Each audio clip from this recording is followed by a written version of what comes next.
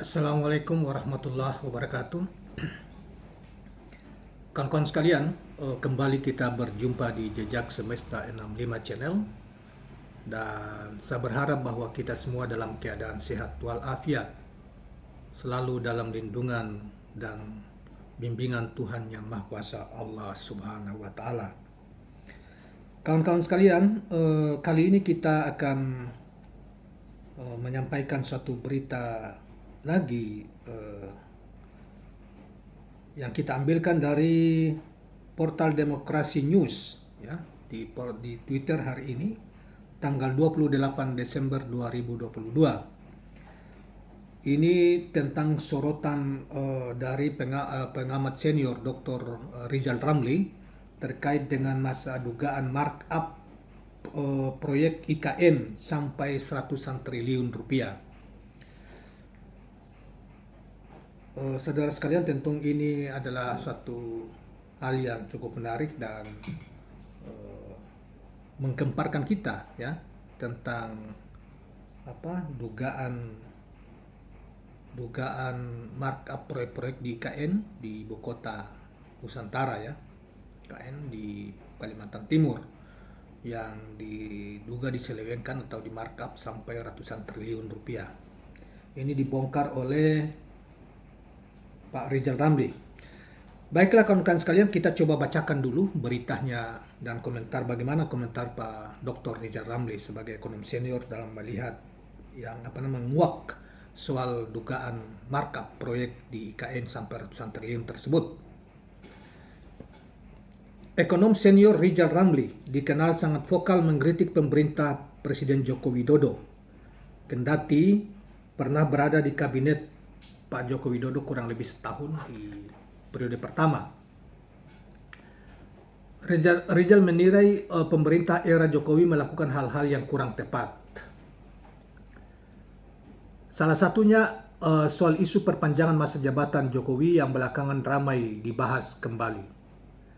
Dalam diskusinya bersama ahli hukum tata negara Refli Harun, Rizal mengamini soal perpanjangan masa jabatan yang terkait dengan proyek-proyek infrastruktur, termasuk pembangunan ibu kota negara IKN, ibu kota Nusantara ya, negara Nusantara.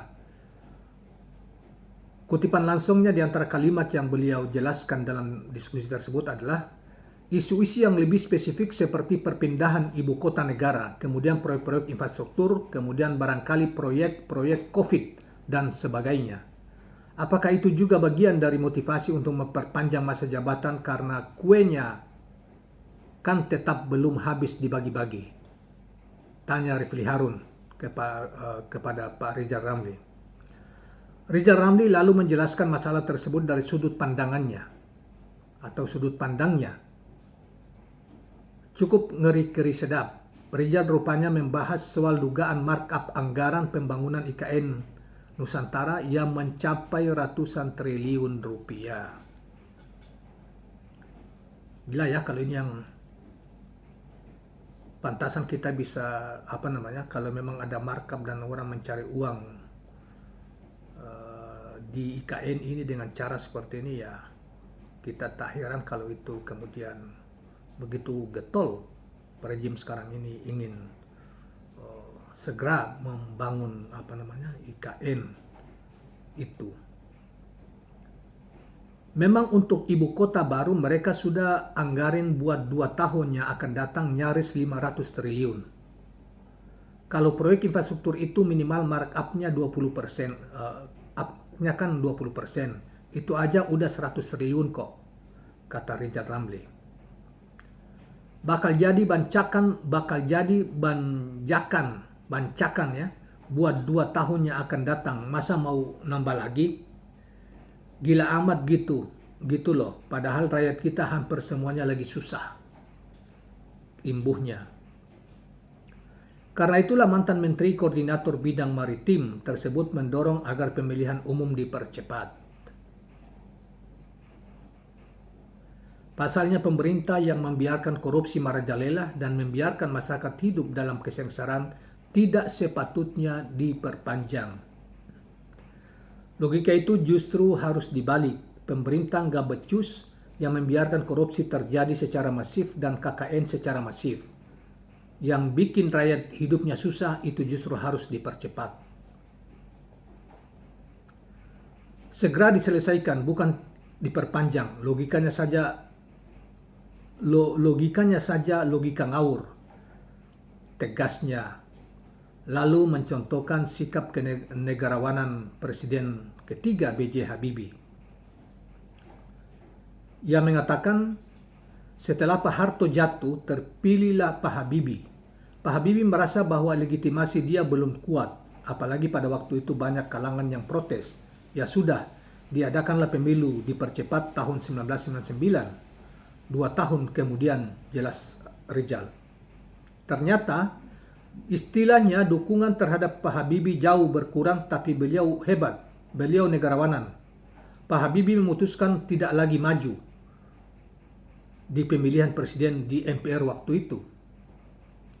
Karena itulah kembali Rizal mendorong untuk pemilu dipercepat, apalagi di negara dengan sistem parlementer yang begitu korup dan membiarkan masyarakat hidup dalam kesengsaraan. Demikianlah kawan-kawan sekalian pandangan atau komentar dari Pak Rizal Ramli tentang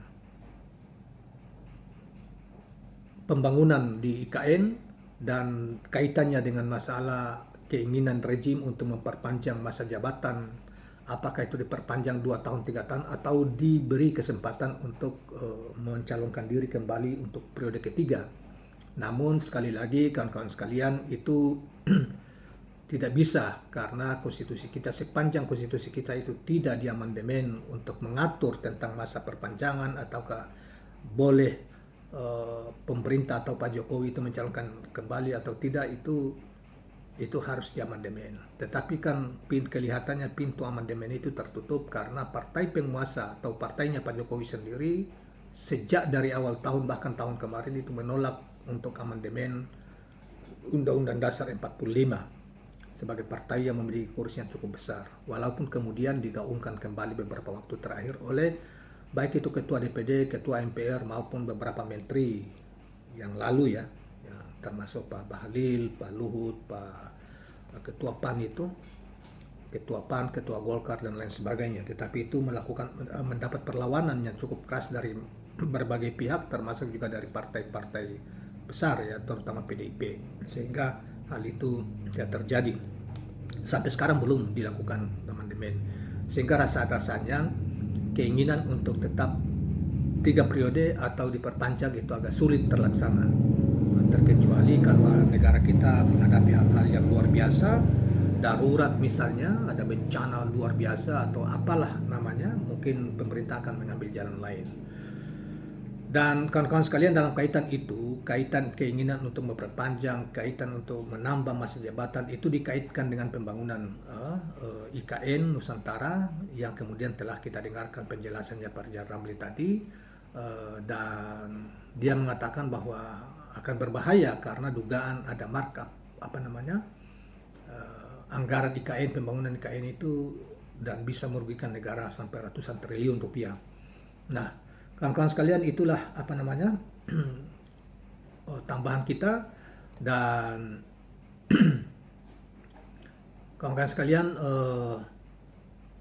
sampai di sini penjelasan tentang apa yang disampaikan oleh Pak Rizal Ramli tadi. Mudah-mudahan bermanfaat untuk kita semua, dan jangan lupa subscribe, like, dan share channel ini.